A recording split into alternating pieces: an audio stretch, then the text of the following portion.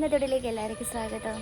അപ്പോൾ കുറേ ദിവസമായി ഇങ്ങനെ സംസാരിച്ചിട്ട് ഞാൻ വോയിസ് ഓവർ ആയിരുന്നു കൂടുതലായിട്ടും കൊടുക്കൽ.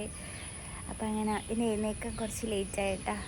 ഉച്ചയ്ക്ക് പോകുന്നു ഡ്യൂട്ടിക്ക്, അതുകൊണ്ട് കുറച്ച് ലേറ്റായി.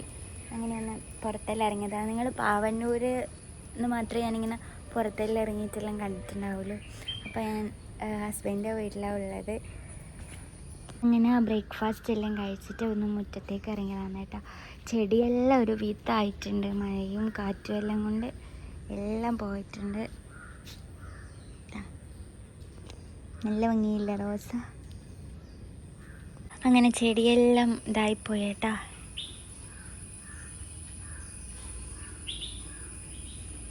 ഒരുപാടുണ്ടായിരുന്നു. ഇനി ഇതിലെല്ലാം ഈ പോട്ടിലെല്ലാം മണ്ണ് നിറച്ചിട്ട് നടണം.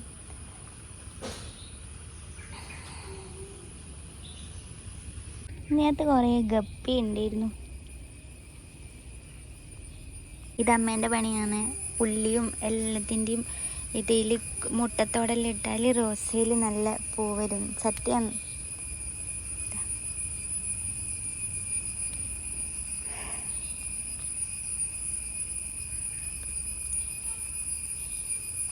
അങ്ങനെ നമ്മളെ ഇവിടെ ഒരു വലിയ മീനില്ലേ, അച്ഛൻ പിടിച്ചുകൊണ്ടിട്ട് അതെന്തായി നോക്കട്ടെ. ഞാൻ പിന്നെ കണ്ടിട്ടേ ഇല്ല.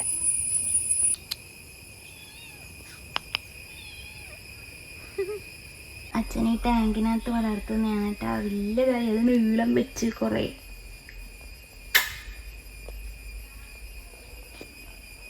എത്ര കാലമായി ഇത്? അപ്പോൾ നമുക്ക് വേഗം തന്നെ മീൻകറി വെക്കണം. പിന്നെ മുള്ളനാണ് കിട്ടിയത് ഇന്ന്. അപ്പോൾ അത് വേഗം കറി വെക്കണം. എനിക്ക് ഉച്ചയ്ക്ക് ഡ്യൂട്ടിക്ക് പോകണം കേട്ടോ. 12 മണിയാകുമ്പോൾ ഇവിടെ നിന്ന് ഇറങ്ങണം. അപ്പോൾ നോക്കട്ടെ. അപ്പോൾ നമുക്ക് വേഗം പോയിട്ട് കുക്കിങ് ചെയ്യാം കേട്ടോ. ഇതാണ് കേട്ടോ നമുക്ക് കിട്ടിയത്. ഇന്നത്തെ മീൻ നല്ല ഫ്രഷാണ്. അപ്പോൾ നമുക്കിത് കുറച്ച് കറി വെക്കാം, കുറച്ച് പൊരിക്കുകയും ചെയ്യാം.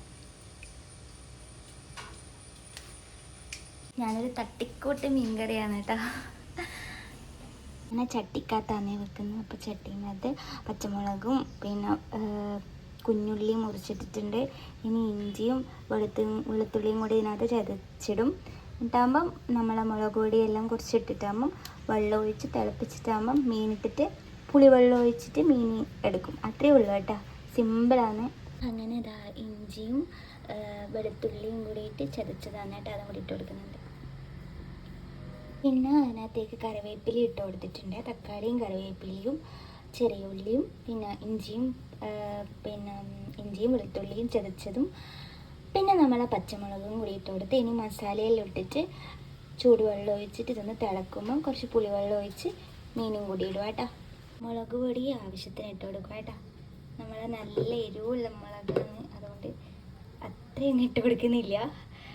പിന്നെ കുറച്ച് മഞ്ഞൾപ്പൊടി, ഇത് കൊഴുപ്പ് കിട്ടാൻ വേണ്ടി ഞാൻ കുറച്ച് പിന്നെ മല്ലിപ്പൊടി ഇടും കേട്ടോ. ഉപ്പ് ഇട്ട് കൊടുത്തിട്ടുണ്ട്. എന്നിട്ട് നമ്മൾ അതിനകത്തേക്ക് വെള്ളം ഒഴിക്കുക. ഇത് സിമ്പിൾ തട്ടിക്കൂട്ട് മീൻ കറിയാണ്. ഒരുപാട് തരത്തിൽ ഞാൻ വെക്കലുണ്ട്. എന്ത് വരുന്നത് അടച്ച് വെക്കുക കേട്ടോ. തിളച്ച് വരുന്നതിലേക്ക് നമ്മൾ മീൻ ഇട്ട് കൊടുക്കുന്നുണ്ട്. ആവശ്യത്തിന് പുളിവെള്ളം ഒഴിച്ച് കൊടുക്കുക.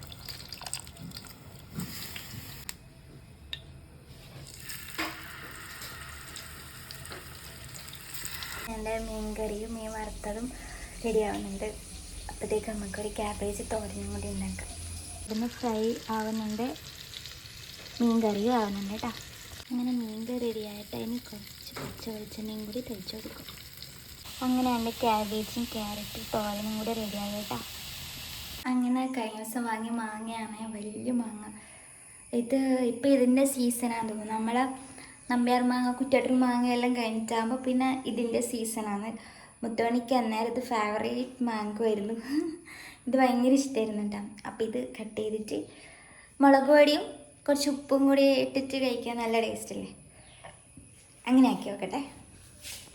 അങ്ങനെ നമ്മൾ മാങ്ങ മുറിച്ചിട്ടിട്ടുണ്ട് അല്ലേ. ഈ മാങ്ങയുടെ പേരെന്താ അമ്മ?